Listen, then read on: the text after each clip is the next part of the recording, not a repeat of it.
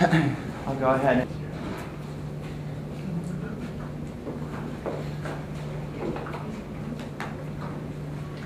So, afternoon, everyone. And so it's my pleasure to introduce Sofia Vinogradov. Sofia is currently at UCSF, where she's been for quite a while. She started her medical training, as she just told me, in France when she fell in love with the Frenchman and ended up studying there. She subsequently ended up in New Haven, which must have been punishment for something for those of us who spent any time there. And then she was at Stanford, where she did her residency and eventually was chief resident and all of those great, fantastic things. And then now she's never wanted to leave the Bay Area, like many of my friends. And so she's been at UCSF now for quite a long time. Her research focuses on cognitive remediation, generally, and in particular with respect to schizophrenia. I would say she's probably the world's leader in this area, with multiple R01s looking at cognitive remediation.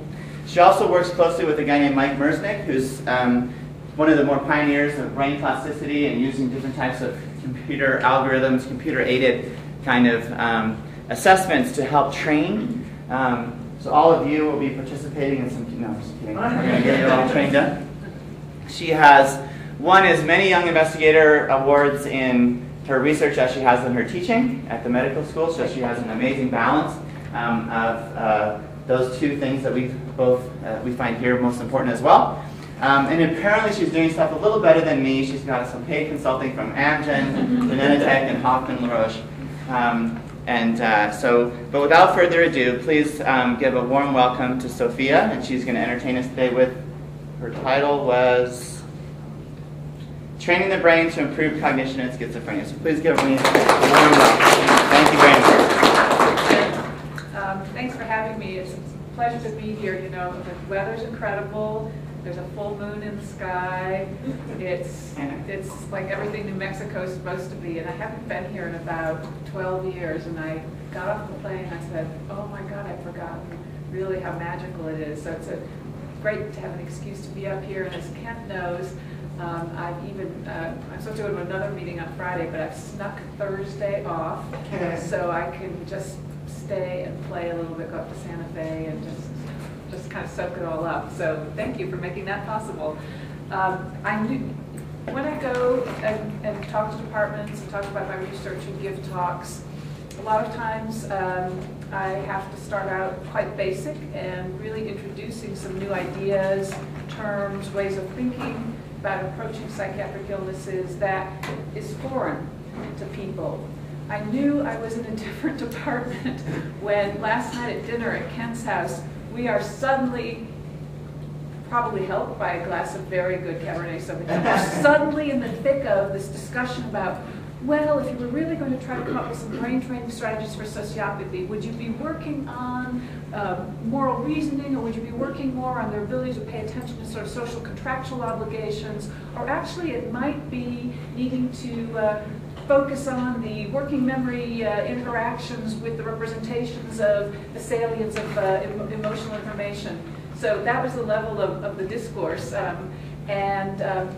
Showed me that already here people are thinking at this very sophisticated level about obviously neural systems, neurocognitions that contribute to gross manifestations of behaviors, and thinking about ways in which these neural systems could be malleable. And that's really the underpinning of what I've been doing as well. I had a further conversation along those lines this morning. We were talking about autism and actually understanding heterogeneity in autism. And how it is that based on the neural system findings in different subtypes of autism, different ways the auditory cortex is responding, it's different abnormalities, you could then sort of parse out individuals to most benefit from different types of brain training strategies. So to be able to have that high level discourse with folks here in an area which is near and dear to me was quite mind-blowing, because as I said, usually I'm coming in and having just to say, oh, by the way, some aspects of the brain are malleable, and you all are kind of much further along in that thinking. I'll focus today on my work where we've been examining some specific forms of software, some interactive software applications to train the brain to improve cognition in schizophrenia. And you're going to hear me use the term training, cognitive training, exercises, much more than you're going to hear me use the term cognitive remediation. And that's a slight semantic subtlety, but it's because, in a sense, remediation implies that something is broken, perhaps even irrevocably broken, and you've got to remediate around it, and maybe you're going to remediate by trying to strengthen it or make it better. Maybe you're going to remediate by having other systems that are, come in and compensate. And really the approach that I've been focused on, and the philosophy that I've been focused on, is we actually are going to target the dysfunctional neural systems and see if we can strengthen them and getting them back working more normally or in a more adaptive direction. So it's much more a training concept. So the idea would be you have a muscle that's weak for whatever reasons, injury, genetics, and or poor coordination, you're never very good at it, and you're going to come up with very specific training strategies to get that to work better. You're not going to just get a crutch and lean over here and be able to now be more mobile or ambulatory, whatever you need to do. You're actually going to take what's impaired, what's weak, and you're going to make it stronger. There's one other just sort of general comment before we get started. There's a sense that, oh, well, hasn't this been done for a long time? Haven't people been doing computer exercises for a long time? Cognitive remediation on computers, at least in schizophrenia, TBI. Why have we not heard so much about it? Why hasn't there been a lot of bang for the buck?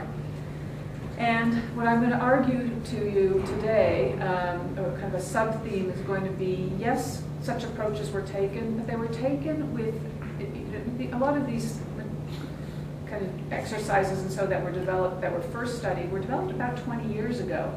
And they were developed using a very more old-fashioned neuropsychological model of how the brain works, the idea that there are specific individual, independent functions that the brain does. And you're going to pound away at it and then have somebody do this and then have somebody do this. As opposed to, I think, where we all know now, our understanding of the brain and functioning of the brain is that these are distributed neural systems which are continuously interacting with one another, and that it's not a simple matter of plug away at something here and plug away at something there. And I think it's this shift in model that has allowed us to create more efficient training strategies, and also the use of study designs that are actually much more rigorous than we've used in the past, which is finally giving us empirical data, something to get our teeth into in terms of moving this field forward. So Kent's used the term brain plasticity. I'm going to be using that concept as we go along. What do I mean by that? It's a really hot term. I was at the hairdresser's the other day, and I opened up Oprah magazine, and by and large, well, there was some columnist in Oprah talking about brain plasticity, right? You find it everywhere. It's a general term. It can mean many things. We can be talking about synaptic plasticity. We can be talking about cortical mapping plasticity. My mentoring came from a neuroscientist, a systems neuroscientist, Michael Merznick. I've been working with him for about 8 years now. And so I'm really using the concept of plasticity, neuroplasticity that I learned under Mike, which is the notion that the brain, which is a continuously adapting machine, a self-adapting and self-shaping machine, adapts to salient experiences that it's having in the environment. And how it does this adaptation is by representing the relevant sensory inputs and action outputs with larger and more coordinated groups of neurons. That's the remapping idea, that as the brain is going to adapt what it's doing in response to something important in the environment, i.e. learn, it's going to do it by remapping, reallocating neural resources, neural computations in ways that disproportionate, compared to prior ways these neural systems were being used, disproportionately more are now going to be allocated to what's important, what's salient, what's being learned. So I don't know how many of you have direct clinical experience with schizophrenia. How many of you have? Just a few? Okay. But many of you are probably familiar with it as knowing that it's a serious psychiatric illness.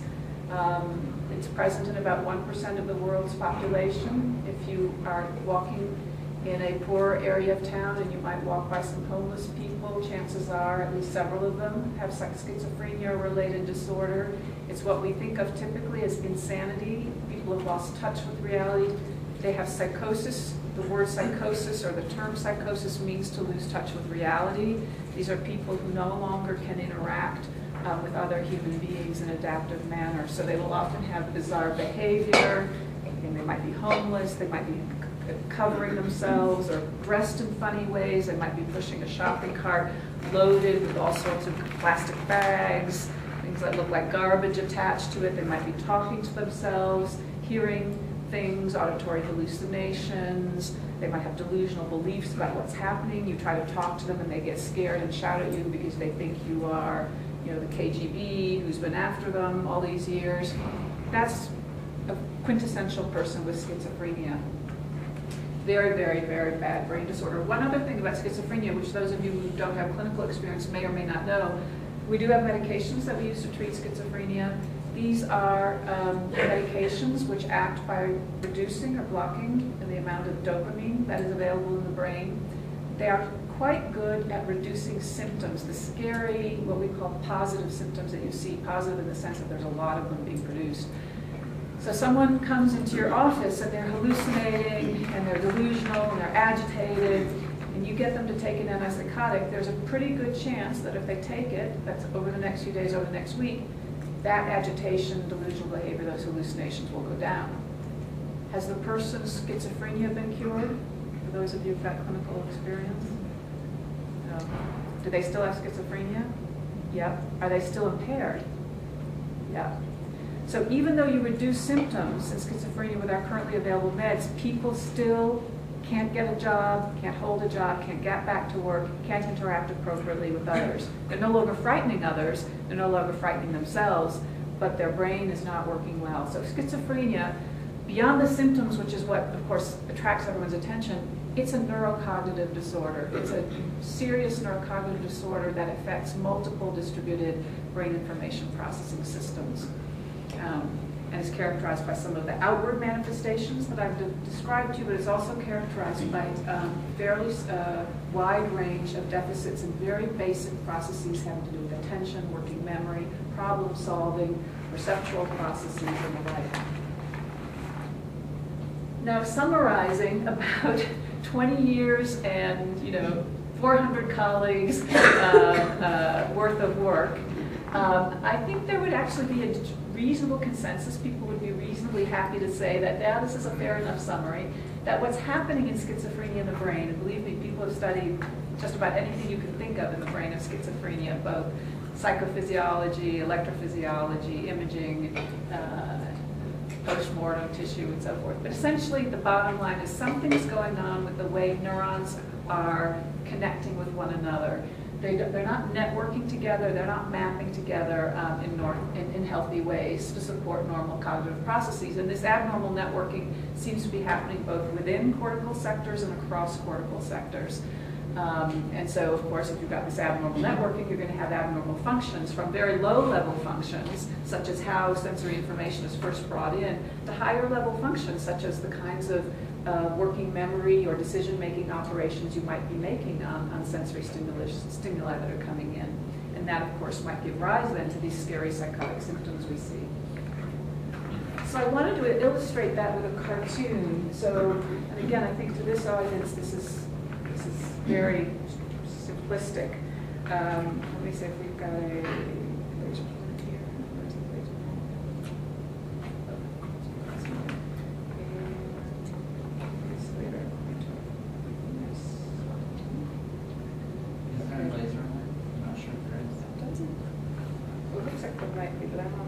Okay, it doesn't matter. I'll wave my arms. And you'll follow along, it won't be a problem. So this is a cartoon of kind of a distributed neural system picture of what happens during a very simple sensory event. You're walking along, you see someone, hi, she says to you, I'm Mary. So all sorts of systems now are coming into play for you to respond adaptively to that stimulus, right? So first, let's look at sensory cortex, visual cortex, auditory cortex. That early sensory signal has to be just represented, right? You have to represent the sound of the voice, you have to represent the image of the face. That perceptual signal is going to kind of, again, be fed forward and even be modified as it's being fed forward into attention and working memory systems. And there, key features of the voice might be focused on, irrelevant features might be focused out. You might have rapid comparisons and predictions going on based on this information, the sensory information, and that will be through reverberations with your encoding, learning, and retrieval systems. Is this a face you already know? Are you bringing up and comparing previous faces like it? Same thing with the voice. And so lots of comparisons and predictions are going to be made between the sensory information that's being held online in working memory and stored information. We've got those reverberations happening. At the same time, prefrontal cortex is engaged in signal salience and novelty detection. Is Mary someone you know? Is she salient in some way? She's very pretty, or maybe she looks like an old friend. And as those signal salience and novelty detection operations are occurring, there's going to be interactions with subcortical neuromodulatory systems, which regulate dopamine and norepinephrine output. So attention, reward systems, they're going to be modulated, memory, encoding, in response to how salient Mary is. If Mary is the most drop-dead gorgeous girl you've ever seen in your life, and you know this is the woman you have to marry and be with forever, you're going to encode and store her face much better than it's like, you know, busy day, you know, not that attractive to me, I walk by and, you know, that face doesn't get encoded or stored. And so we've got, again, sort of these continuous interactions then. So this is what's happening in a healthy brain. This, again, is just a very simplistic cartoon, a very schematic example of how these systems all have to be online and working and integrated with one another to accomplish this very simple day-to-day adaptive task. How about an impaired brain? So let's assume you have a brain that has either schizophrenia or perhaps even a severe mood disorder.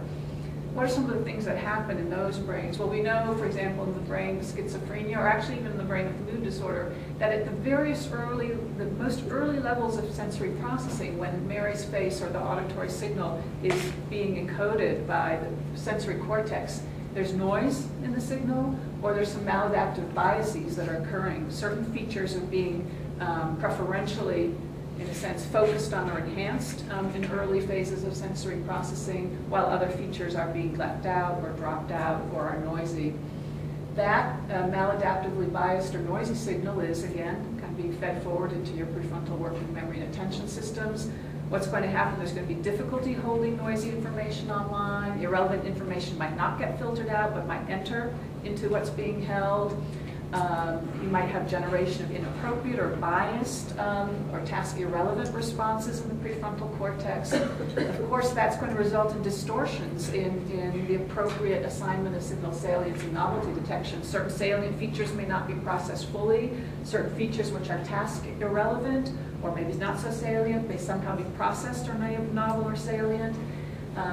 This is leading to dysregulation in the subcortical modulatory output, and again, you're going to be having now these impairments or biases in encoding, learning, retrieval. Perhaps noisy information or maladaptively associated or even irrelevant information starts to get associated together, and the brain tries to cluster together and then try to make sense of it. And you can see how these distributed neural systems that are functioning so poorly and in such a poorly integrated and biased fashion might lead to the development then of, say, psychotic representations about the world, or extremely maladaptively biased representations about the world, such that the world is perceived as extremely dangerous or filled with things that are happening that don't make any sense and that you have to find explanations for. And yet we know from basic science that the accuracy, the fidelity, and the efficiency of brain networks can be improved if you can come up with appropriately targeted, appropriately guided, heavily rewarded perceptual and cognitive training, particularly when it's intensive and progressive. And this is based again on seminal work that came out of Mike's lab. This is by Bill Jenkins, really over the last 20 years. Where he showed that even in the adult animal, you can drive massive plastic changes in cortex. Now, mind you,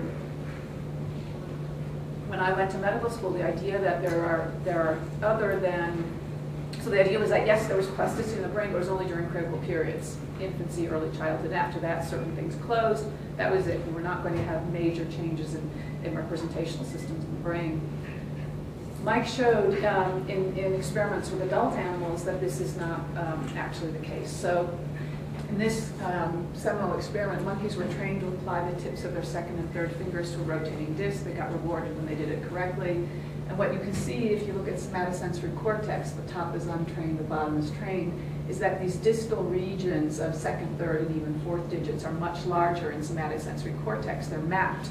More neurons are devoted now to bringing in sensory information from those digits and showing larger cortical representations of the digits, because the ability of the digits now to perform this sort of sensory task is much more important because it's tied to getting rewarded and getting the food pellet. So based on this kind of work done over about a decade or so, Mike really was a very visionary and seminal thinker, and he said, I think we can take some of these same principles of training the cortex and we can apply it to human behavioral disorders. And he actually started with language-based learning disabilities in children, as some of you may know, and really focused on what can we do to improve how the auditory cortex works in children with LLD and show improvements, and that's kind of a whole different story. But he also became interested in how might you apply these training approaches to a brain like the one I just showed you the cartoon of, where these distributed neural systems are not representing information very well, and how could you make those systems work more efficiently. We have argued, and this is really based on Mike's work, but we did a review paper where we really kind of pulled together the data and tried to look at it systematically and logically. We've argued that in an impaired brain, such as a brain with schizophrenia, perhaps the aging brain, the brain with autism, perhaps, the brain with a severe mood disorder, where the systems, distributed systems, have gotten somewhat degraded, that the most efficient training approaches are going to need to focus on both these lower levels of processing, like when the information first gets encoded in sensory cortex or is being held on to in working memory, as well as higher order cognitions to generate enduring plastic changes. So this is the idea, this is what's different, I think, from prior remediation approaches. This is the idea that, people with schizophrenia, for example, are terrible at problem solving, terrible at executive functioning.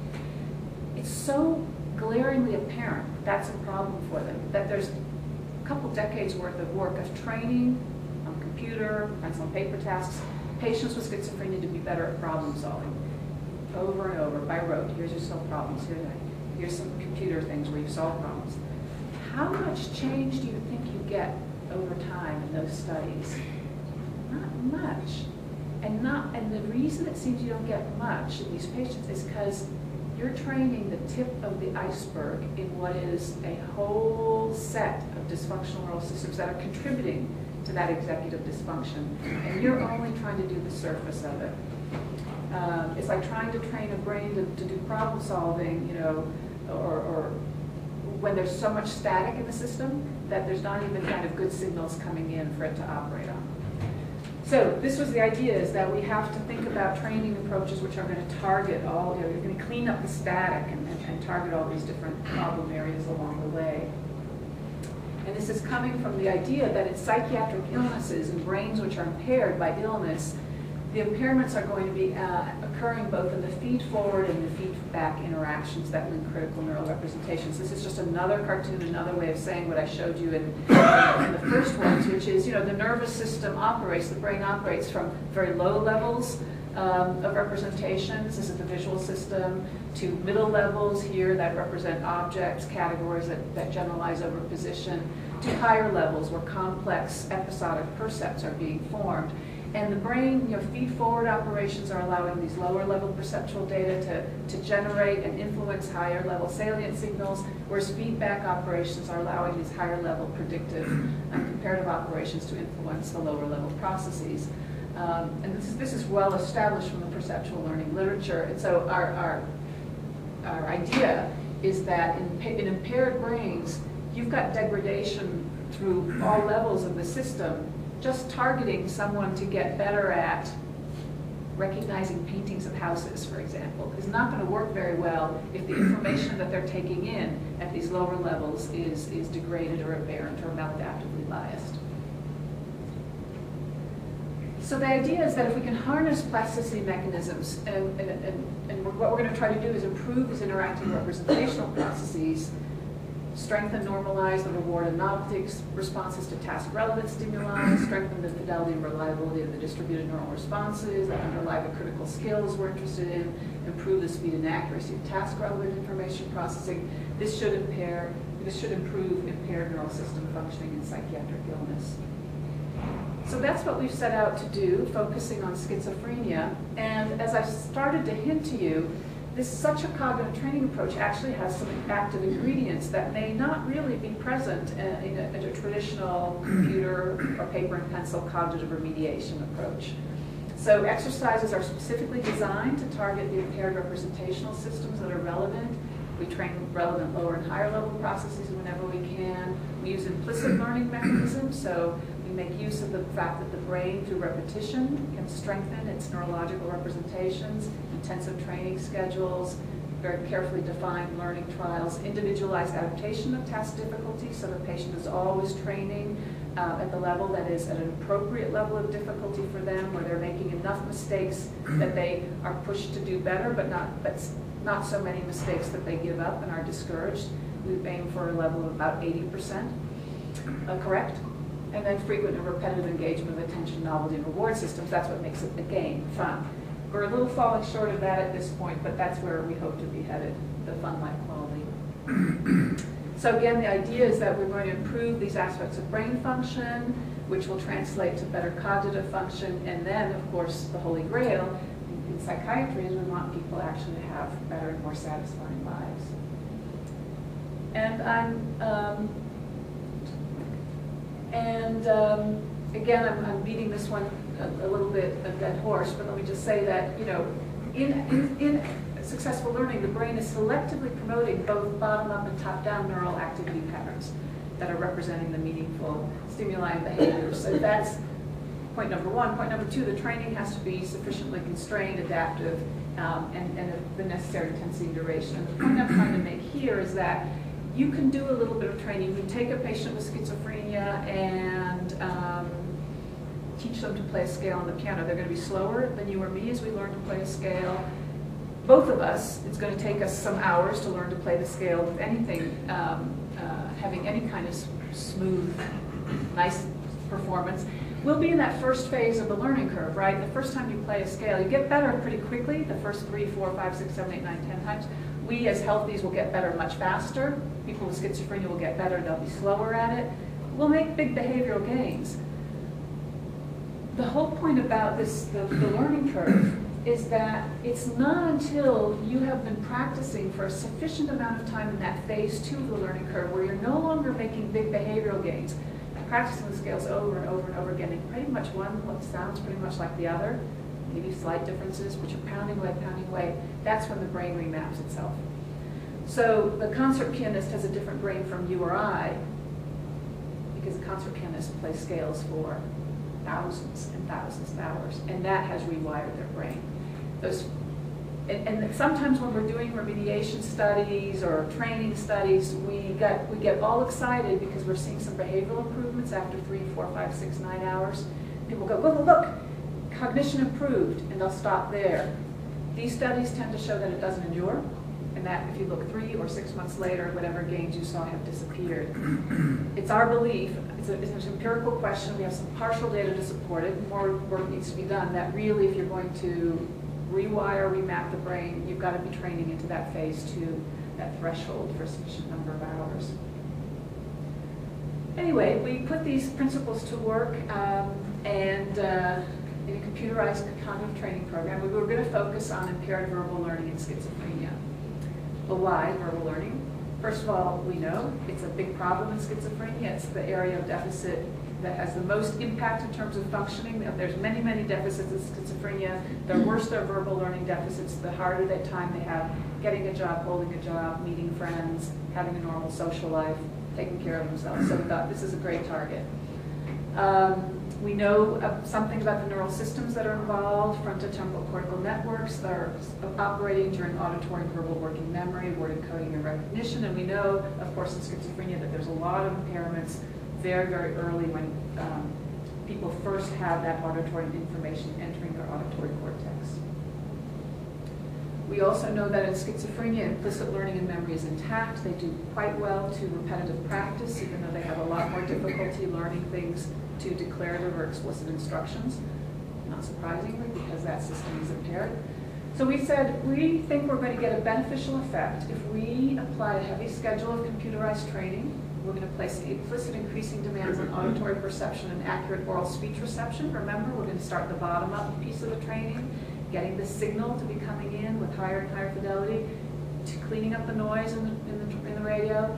And then we're going to embed that psychophysical training in increasingly complex auditory and verbal working memory exercises, which means we're now going to be bringing the prefrontal systems online to, as these better signals are being fed forward into the prefrontal systems. Prefrontal systems have cleaner signals with less task-irrelevant noise entering the system. We're going to train those attention and working memory components as well. And this is just a reminder that even though I'm talking about all sorts of wonderful ideas and principles that have been emerging, and it sounds very like state of the art, we are still in this field kind of back here. We know that lifting weights is good for you. We know it's going to strengthen things. We know that some of these exercises are going to be helpful, but the details, the efficiencies, how to make it targeted, how to make it so that we can say, you with this one particular area of impairment, you go on this machine and you train for this long and it'll get stronger. We're far, far away from it. So I just want you to remember where the field is at. We're still in those early days. I'd like to show you an example. This is actually an older example, but it gives you a flavor for the psychophysical component of the exercises, which are kind of the bedrock of how the training begins. And it's kind of an old version where the animation's a little hokey and so on, but it explains some important principles.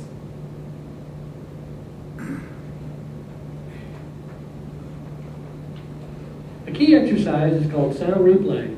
This exercise is designed to improve the brain's ability to quickly and accurately identify speech. Big, red. The design of the task requires users to focus their attention, then signal that they have done so by pressing the start button. Hit, dip, hit. A bell rings when the response is correct. So there's the working memory Points are added to the score, and an image appears in the bottom portion of the screen to mark the correct answer. Dig, big, kid, gig. Attention, working memory. A thunk is heard when the response is incorrect. The words have been processed with a digital signal processing algorithm that specifically stretches and exaggerates the rapid parts of the acoustic signal. Big, This processed sound is designed to help the brain correctly encode, store, and retrieve accurate representations of speech. The syllables gradually become less and less processed, eventually returning to normal speech. Breath. So one of the really brilliant aha moments that I think Mike Mersnick had, because you could say, well, what does this have to do with making the brain better at verbal memory and verbal learning?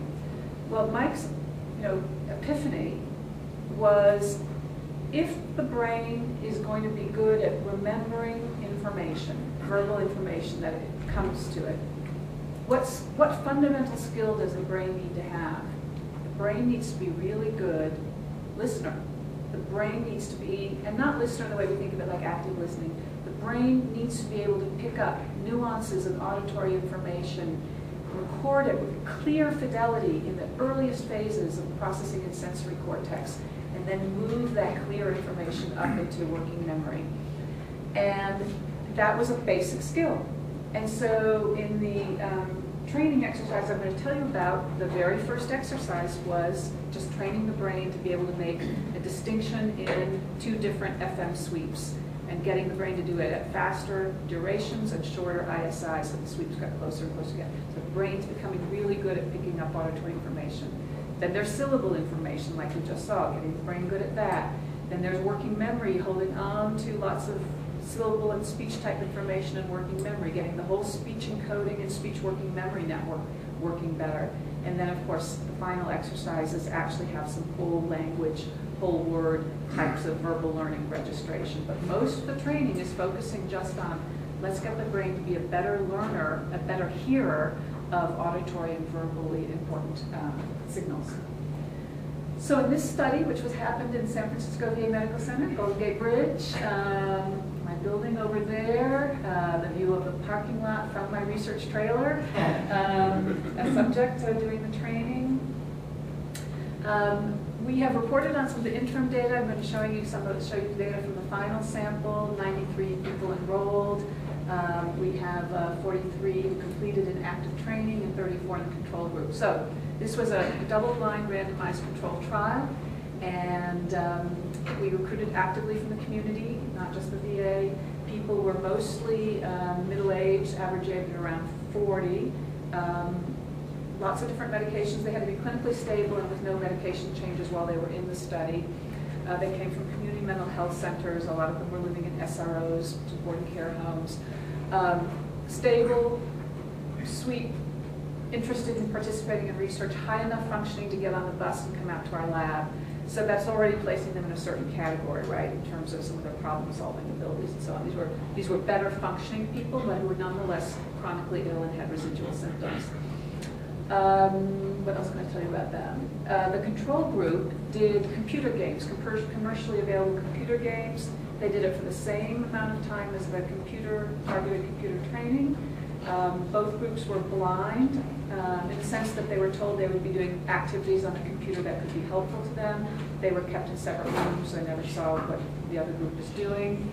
They did it for the exact same minutes of time. They got the exact same contact from laboratory personnel. The personnel who did assessments were blind to which group people were in, and both groups were paid a little bit of money for their participation so they could take the bus and so forth. So it was quite a good blind for everyone involved. Here I'm just going to show you now a few punchlines from that study and highlight where we think the research may be headed. So this is Z-score change. The assessment battery is something called the Matrix assessment battery. It's used in schizophrenia. It's a standardized battery using these domains of cognition. This is Z-score change, post-training minus baseline.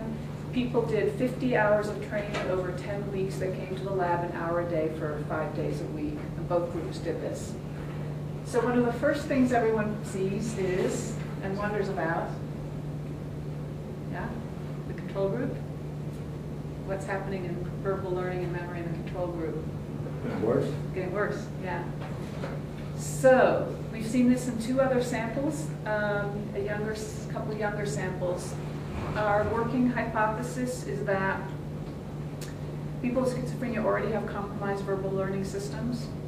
This group in the computer games is playing graphically interesting, they're not complicated games, but they're very graphically, tic-tac-toe, pinball, baseball. And so for 5 hours a week, 10 hours a week, that's what they're doing. And we think it's having some competitive interference, in a sense, further compromising their already compromised verbal learning systems. It's so heavily involved in the visual processing that when they come back after 10 weeks and do a repeat of the list learning task, their performance goes down a little bit. When we bring them back after no contact follow-up at 6 months, they've come back to their baseline. So it's transient. It's very interesting implications for what graphically very challenging or engaging video games may do to people who are poor learners, in particular poor learners around verbal information. That's just parentheses. If you look at the targeted cognitive training group, what you see is significant improvement in global cognition, which is a summary score, in verbal learning and memory, which is significant even not accounting for the fact that the other group gets worse. No between group differences in the visual domain, which you wouldn't expect. They're both doing something very visually interesting on the computer. No group differences in problem solving, a lot of variance there. These were pretty high in terms of their problem solving to begin with. And a suggestion that there may be, with a higher sample size, some working memory differences. The fact that we saw any change in a cognitive measure in a patient with schizophrenia who had been ill for 20 years made us feel very optimistic, as you can imagine. A couple other findings that we saw. So I've been mentioning the idea of psychophysical games. We had a very imperfect measure, but we've since replicated it with better measures, so I actually feel confident about this finding, that the amount of gain that a patient could make on a very basic psychophysical exercise, kind of like the one you just heard, where they have to hear 2 sounds and compare them. This one was even more basic. It was 2 FM sweeps that got faster and quicker, and they had to be able to make a correct identification. People who were able to progress really well through that exercise and complete a lot of that exercise, getting to higher and higher levels, were the ones who made more overall gain in global cognition. And people who had a hard time making any progress, completing any of the content of that exercise, did not. This implies something about the brain's inherent ability to respond and get better at this psychophysical task is telling us something about its perhaps plasticity capacity at a more broader level, and therefore its ability to make use of the training and generate distributed changes throughout these neural systems that allow then for better global cognitive performance on a whole range of unrelated neuropsychological measures. We brought people back for 6-month no-contact follow-up, and again, what you'll see in the targeted cognitive training group is these are baseline Z-scores, and then Z-scores immediately after training, the post-brain fitness program, and then 6 months later. What you see is that there's some suggestion of the gains are being sustained at 6 months in the active training group, perhaps a tiny slippage down, perhaps indicating some need for booster sessions, but no changes happening in the computer games control group. Again, the fact that you would see any suggestion of some durability of cognitive gains on these neuropsychological outcome measures is some reason for optimism. Another finding that we feel has very strong implications, the basic scientists here will be interested in it because of the basic science of learning and memory. The clinicians, or those of you who do clinical work in here, will be alarmed because it tells us something about the medications we prescribe to patients. So patients receive a wide range of medications. These medications have many side effects. One of the side effects we see quite often is anticholinergic effects. These medications, although they are not primarily designed to block cholinergic functioning, as a side effect they do, that gives the dry mouth, constipation, blurry eyes, but it also has cognitive effects that are often not looked at or reported on.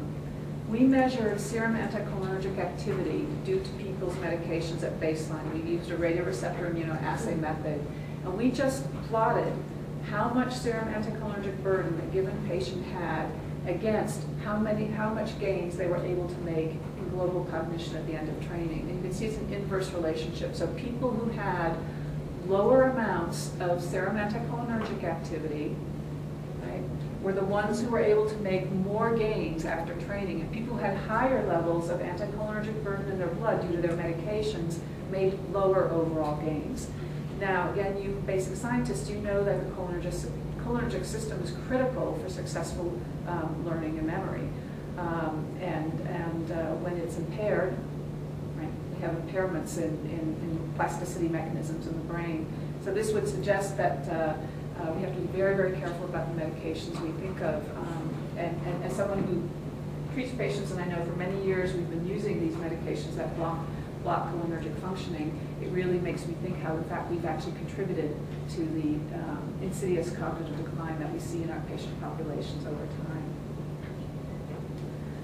Another serum biomarker we looked at, this was a total lark.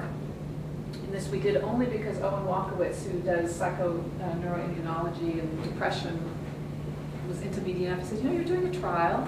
You've got serum samples. Send them to Cynthia Mellon's lab down the street. For not very much money, she can measure serum BDNF. You know, in depression, we know that serum BDNF levels are lower, people who are depressed, and they go up, start to approach normal levels when people respond well to the depression. Well, you're doing a kind of a treatment trial of this interesting treatment, and we know BDNF levels tend to be low in schizophrenia too. Let's see what happens. Okay, what have we got to lose? So what you see here is on the top graph, you see the baseline serum BDNF levels in the two groups, the active training group in purple, the computer games in blue. And what you see, curiously enough, is that by week 2, there's an increase in serum BDNF in the active training group that continues and is sustained by the final week of the training. We don't see any change in the computer games control group. And here on the bottom, we've plotted that increase in the active training group against what we measure at baseline in healthy controls. So you can see people with schizophrenia start out much lower in terms of their serum BDNF levels than healthies do, and over the course of the training, that serum BDNF level is creeping up. Now, you might well ask me, what does serum BDNF mean? What does it have to do with anything in the brain? I don't know. We know BDNF in the brain is the brain's fertilizer. It's a neuropeptide which plays an important role during neuronal development, during long-term potentiation, overall critical during learning, synaptic plasticity, but there's very little likelihood that there's any kind of direct one-to-one correlation between what's happening to BDNF in the brain and what's happening to BDNF peripherally, which seems to come mainly from platelets. So I think the best we can say is that the intervention is harnessing some kind of a biological, potentially neurobiological response, which is being reflected in these changes in the serum BDNF levels. I wanted, just because if you've been thinking a little bit about this, I wanted just to give you a taste of another direction we've gone in, which if this is working in people, or has the potential to work in people who have been ill for 20 years, might it not be even better to give it to people who are young, very early in the course of illness, before they've had that downward spiral? Many years of meds, many years of psychosocial impoverishment. And so we've started working with young individuals who are in the first few years of their first psychotic episode. These people are on average 20, 21. We've done the same protocol here, and I just want to show you our early results. This is about halfway through. We've actually since boosted the numbers, and the data is looking actually a little stronger, but what these are, again, these Z-score change. You see again that detriment in the verbal learning and memory, the list learning performance. But what we're seeing is some, again, the improvement in global cognition, speed of processing, suggestion and working memory, not yet significant, nothing in visual. And then in this group, a boost in problem solving.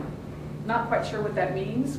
We have to wait till the larger numbers there. It may be that in the younger brain, the training has a little bit more generalization. And so tuning up these learning systems, verbal learning systems in the brain of these younger patients, where there's a lot more plasticity potential still there, allows other executive functions to work better and perhaps have better problem solving as an outcome. But these are promising data so far, and I should say in this study, we gave people laptop computers so they could train at home. So this is the first study doing cognitive training using a portable device remotely. And we were able to do it successfully from 2 different sites here and at UC Davis.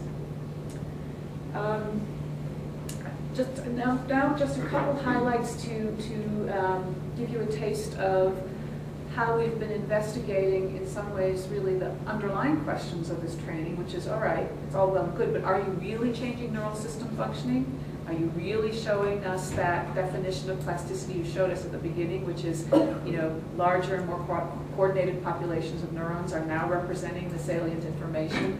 Can you demonstrate that to us? So I'm just going to give you 2 little kind of little pieces of some experiments that are still kind of not fully processed. So this is unpublished data from Sri Nagarajan's laboratory. Some of you may know him. He's the person I've been collaborating with on the MEG experiments. And here we did an auditory working memory test. We also did an auditory syllable identification task, and I'm going to focus on that one first. But anyway, we essentially did a number of different MEG experiments on our subjects. So we had our subjects who did the targeted cognitive training. We had our subjects who did computer games. And then we had some healthy comparison subjects who got the MEG experiments at time 1 and time 2, but with no training in between. And again, just a little hint of some of the data we're beginning to look at. What we see is after training, the targeted cognitive training subjects show an enhanced M100 response in primary auditory cortex. They show that in both the left and the right hemisphere. You can see that in those first columns on the left-hand side. We do not see that same pattern in the computer games control group, which is essentially no difference. And we see no between sessions. So session 1 is baseline, session 2 after the intervention, and no changes in the healthy comparison subjects. And so we're looking at this Brodmann Area 41. Interestingly enough, we see that this enhanced M100 response, so again indicating that auditory cortex now after training is showing, in a sense, a more coordinated and perhaps larger pool of neurons, which is representing this early auditory information. And we see that this enhancement in the M100 response in the targeted cognitive training group correlates with improved executive functioning, the Tower of London task. So what does that suggest? Again, it suggests the distributed nature of the changes we've been making, so that a better response in sensory cortex is somehow related to a better performance in prefrontal cortex. So somehow they're now feeding back and forth on each other in a more efficient manner. This is a theme we see over and over now in some of these findings. I want to move in our last few minutes to a different kind of experiment. So this was an fMRI experiment. And here, this experiment, and I'm going to show it to you because it's kind of fun and the results are intriguing and exciting. But in this experiment now, we did the auditory training, which I've described in great detail to you, and we added on another module. We added on some visual training, and we added in some social cognitive exercises. And we did that because we know schizophrenia is not just about the auditory nervous system. It's a lot about it. It's good to target it, but we need to target some of these other areas as well. So we kind of really gave it more of a beefed up training, particular focus on some social cognitive exercises. And we did that training for 16 weeks, about 5 hours a week. And then we did a task which had nothing to do with training. Now you could argue that some of these auditory tasks we were looking at in the MEG are kind of like trying to see, is the auditory system working better, because that's what you were trying to get to work better. Now we're going to try and see, we've tuned up the brain across some of these different neural systems. Can we, having done that, does the brain work better at doing a metacognitive functioning that had nothing to do with training? In other words, has the brain just become better and more efficient at key information processing tasks by training these component processes? And the task we decided to focus on, partly because we have experience with it in the lab, partly because I like it, and I think it's kind of interesting in schizophrenia, is reality monitoring. So reality monitoring means the ability to accurately remember or distinguish information you generated yourself from information that was presented to you or shown to you. So if I right now were to say, imagine a flower. You all sit there and you imagine a flower. And then I was to show you a flower. And then an hour later I was to show you 2 pictures of a flower. You would have, or 3 flowers you have to pick out. You would have no trouble remembering and easily identifying the flowers you had imagined. Self-referential information. Flowers that I had just shown to you, or that was from an array of foils, much more difficult. That's the reality monitoring effect. How do you think people with schizophrenia are at reality monitoring tasks? Distinguishing things they made up from things you showed them. Just take a guess, knowing what you know of their symptoms. They're not that good at it, right? They're impaired. They can make up lots of things, they can imagine things, they do, that's schizophrenia, and then they think it's real, right? They don't do reality monitoring very well. So we have an experimental reality monitoring task that is basically a source memory task for self-generated information that people do prior to scanning. So here it is, let's do it together. You're a study subject and I show you this and I say, read these sentences. If it's a blank, make up a word. And if it's not blank, just read the word. So we say, the rabbit ate the cat. Carrot, okay. But you could have said bran, you could have said oats, you could have said grass. It's fine, we would have recorded it. Fine. The sailor sailed the sea, the dog chased the cat, fine. You could have said ball, stick, fine, we would have recorded it. Okay.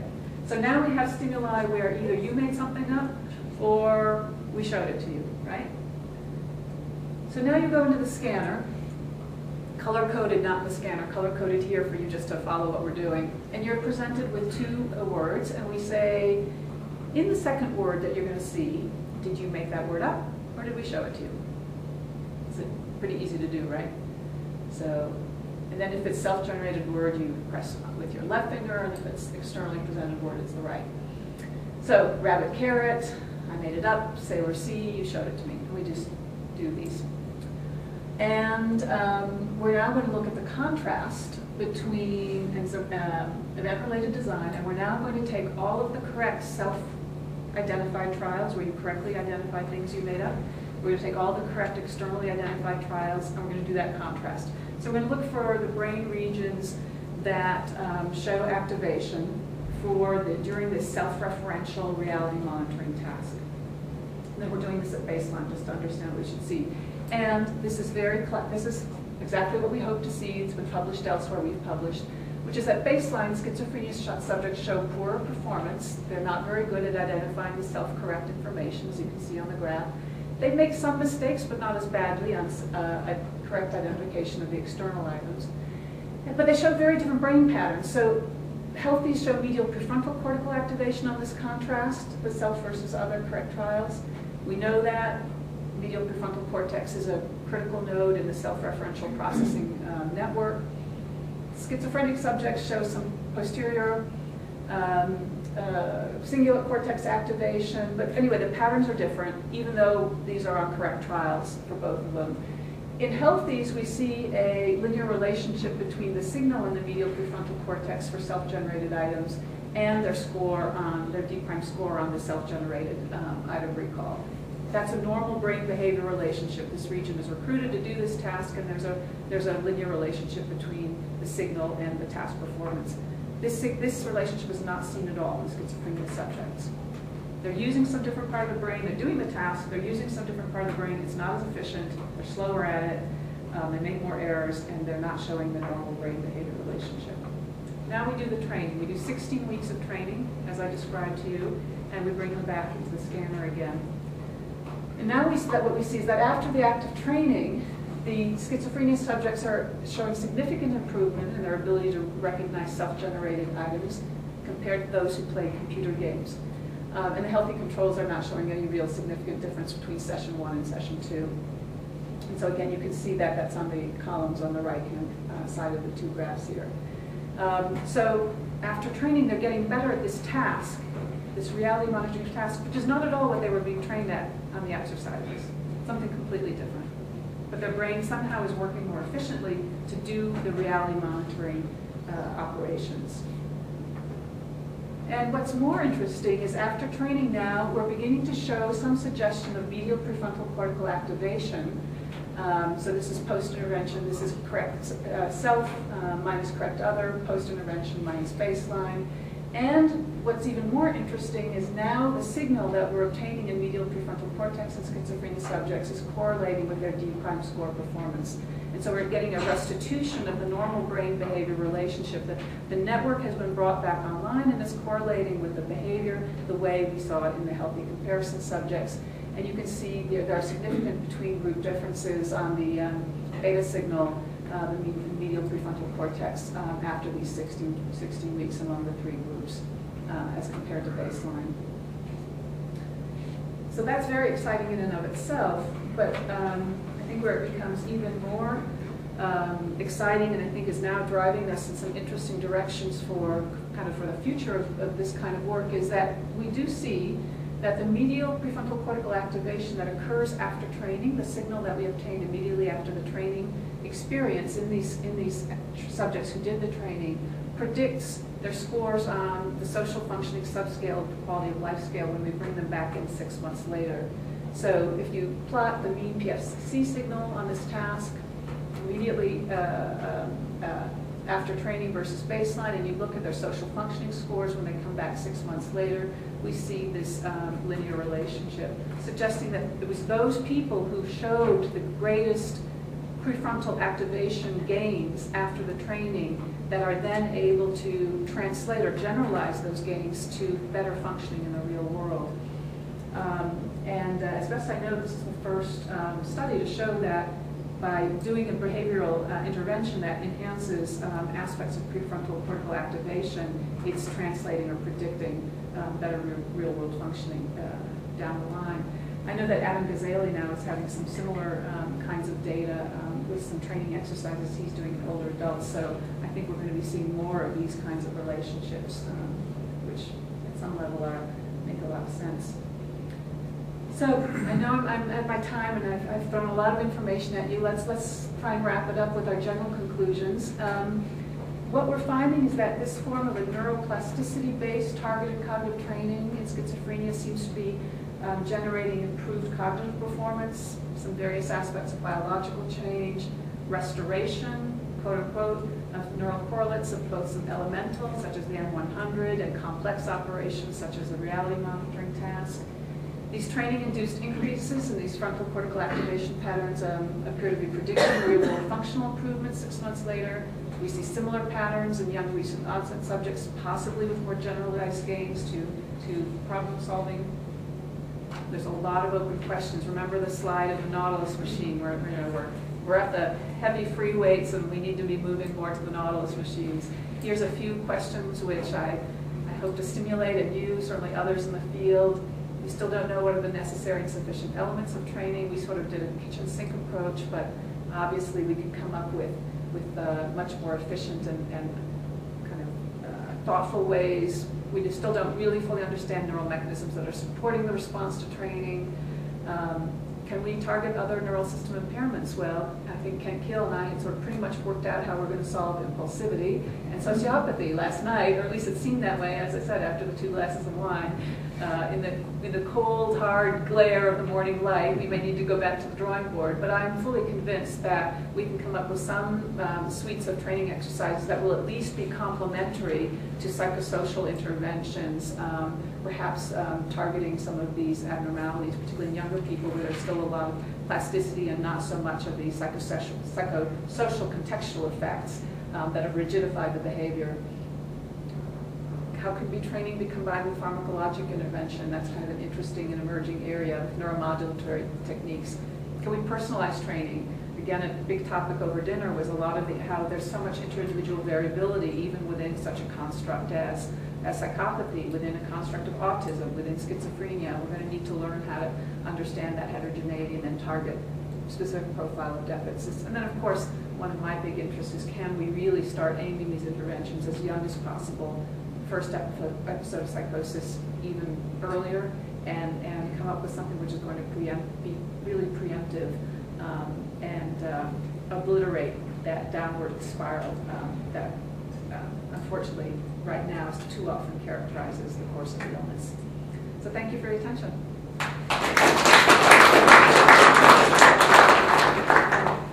I'm happy to take questions if people can stay. And, yeah. Thank you so much for a wonderful presentation.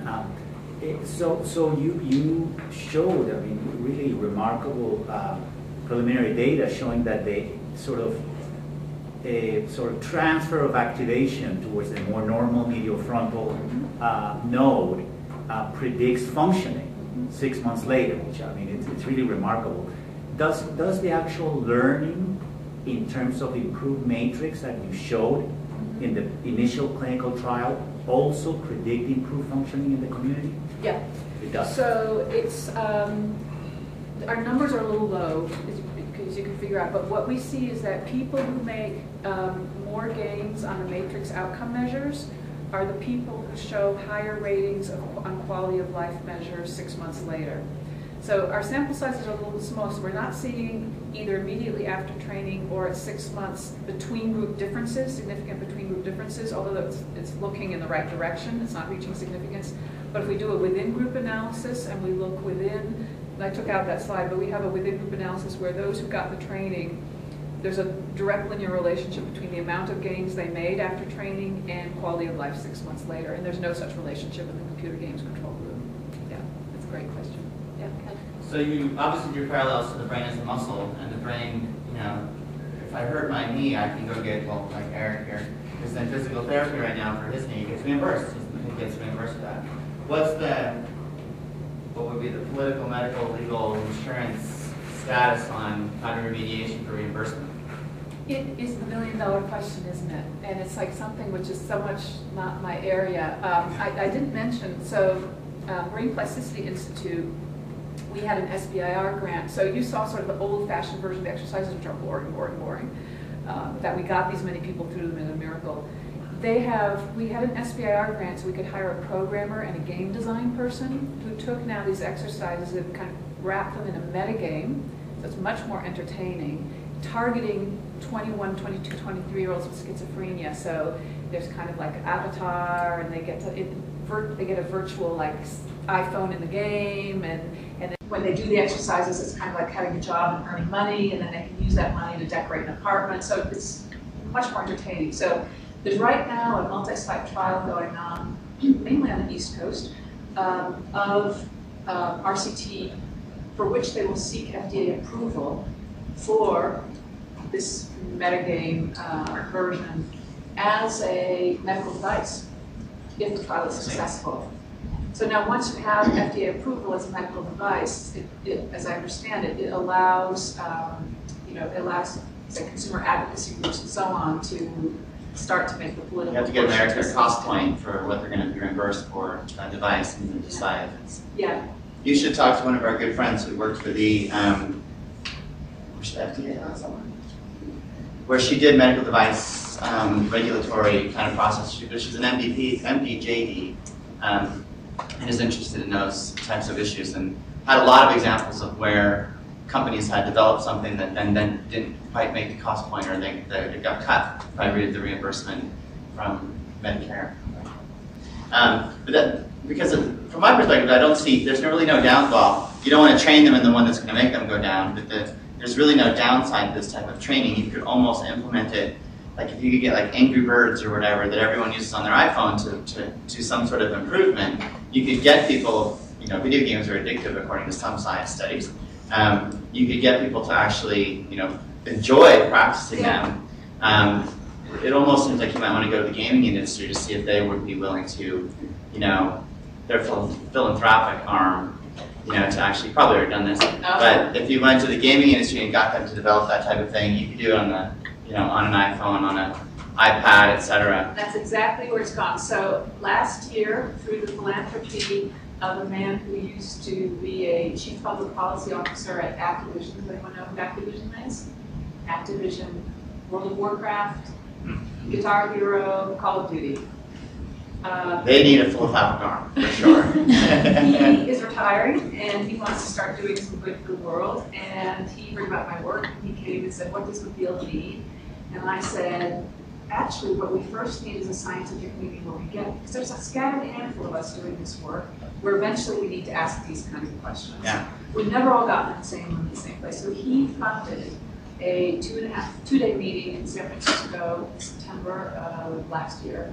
Phenomenal success. We had 200 attendees. We had speakers on cognitive plasticity in the brain, just normal aspects of plasticity and training, within disorders. We had a few people from the game world. It was enough of a success that we decided to repeat it. This time it's being hosted by USC, their Cinematic Arts and Innovative Game Development Laboratory. We have just gotten we just put in for an NIH conference grant, and it got scored at 12. And we also have now private donors, and it's going to be a 3-day conference, and we have people from the entertainment software industry. New term also is interactive neurotechnology.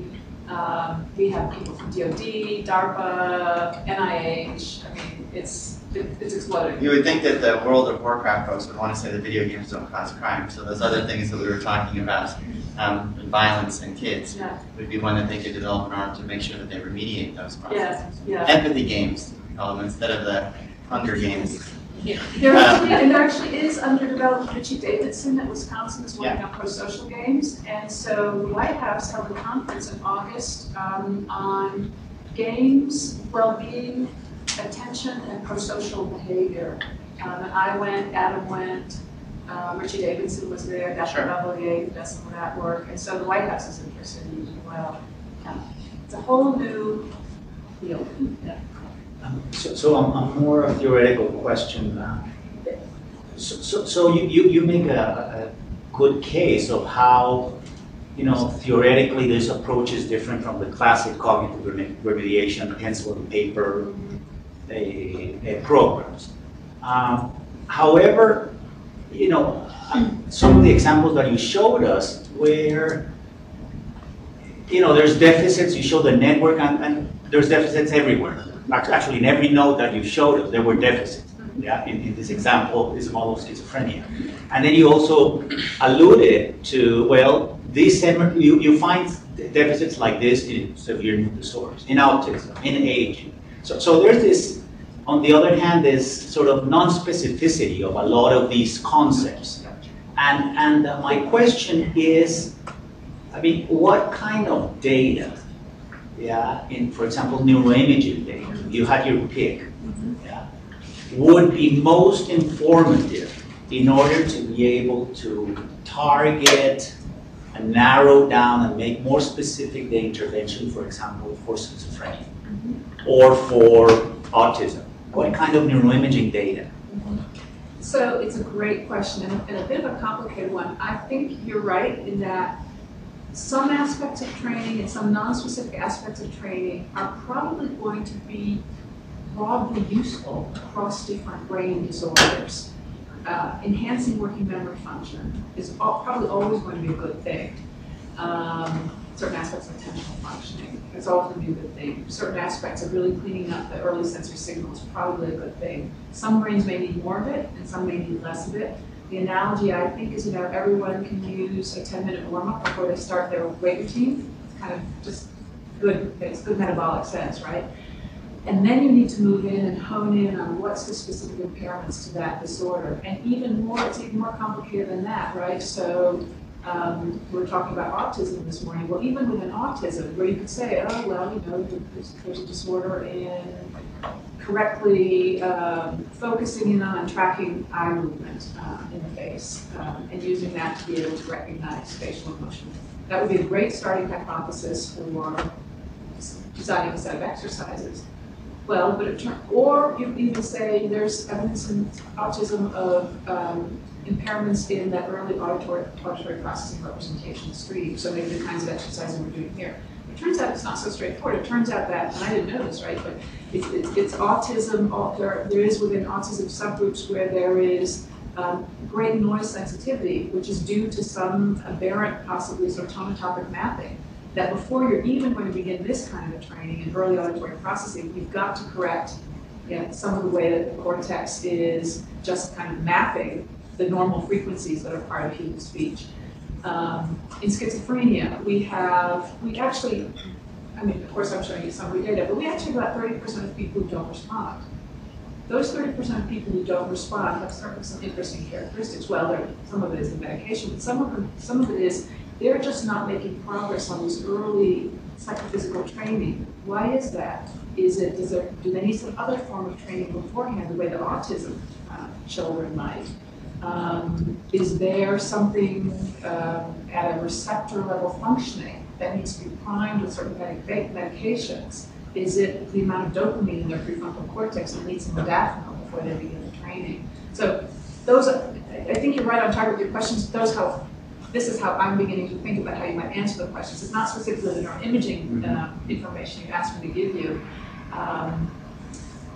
But another example I could give you in terms of neuroimaging, so we have some resting state MEG data, alpha-band MEG resting state. And we see a little bit counterintuitively that those subjects who have more functional disconnectivity, and this is with temporal occipital regions, are those who show a greater gain to training. So it's something about having more of this disconnectivity means people can make more benefit of it. Again, this is preliminary data, it's not published, but that's the kind of imaging data that could help point us in, like, those people need more of the training or more, certainly the exercises. Someone who doesn't have that is not going to need that. There might be something else. Also, I mean, another example is when we do social cognition training, and we'll get into it with social cognitive training exercises. For example, in first episodes, we see some who are basically normal in social cognition, don't need much training. And then we see others who, they're starting out very low, they can make progress, they can make quite a bit of progress. But it was an area of deficit you might not have guessed at if you weren't specifically measuring it. I can't tell you what it translates to in terms of neural system qualities. Because, I mean, that's a good example of how, so we know that schizophrenia is very heterogeneous, cognitively, symptomatically, functionally, but I mean, I could imagine saying, okay, let's spend some time in an individual basis, finding out what are the more impaired cognitive domains in this subject, and then target a cognitive training approach for that without any need for neuroimaging or theories about plasticity in the brain, anything like that. I think you're right. I think you're right. So probably some background information about, I would write out all the neuroimaging entirely. You know, I think you're exactly right. But essentially, we might mostly be able to do this on behavior. And that would take us back really to the cognitive remediation model of 20 years ago. Yeah, except the training strategies are very different. I would just use of echo- stimuli.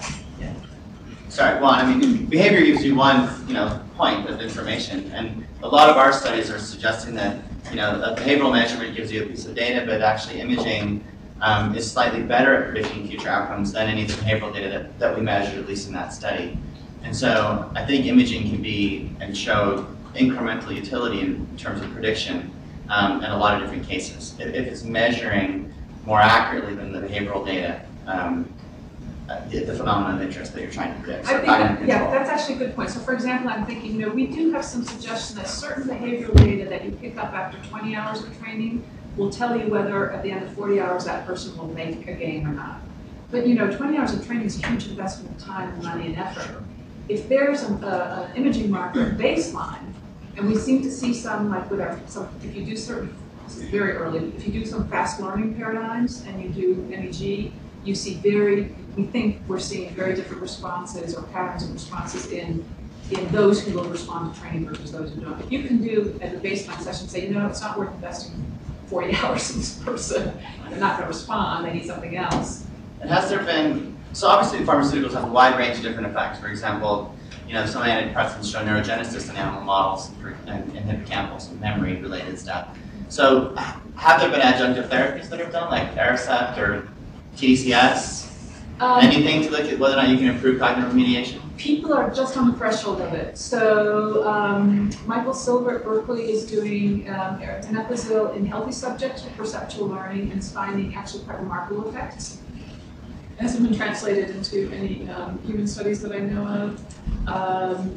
Don Goff has done D-cycloserine with some of this training, but in a very small sample, and he showed some enhancement of the processing speed, but I don't know if he showed any generalization effects, but everyone's talking about it. Sure. No one's doing it yet, because it's hard, it's a lot of work, but it'll happen. One more. So the motivation for the talk was that previous studies are just doing the tip of the iceberg and you don't really saw what's happening beneath in terms of neural systems. And working memory is also kind of a manifestation of the underlying neural system, right?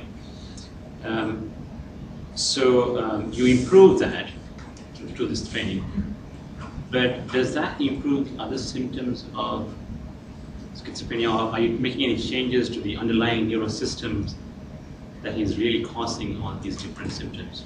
So is your question, does cognitive training help people have better symptoms so they're not hallucinating as much? They become less patient-like. Yeah. So I can tell you at this point on average, we don't see any effect on the symptoms, the very visible symptoms.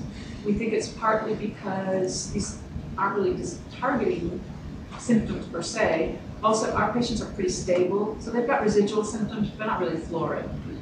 So in a sense, they kind of get their ceiling.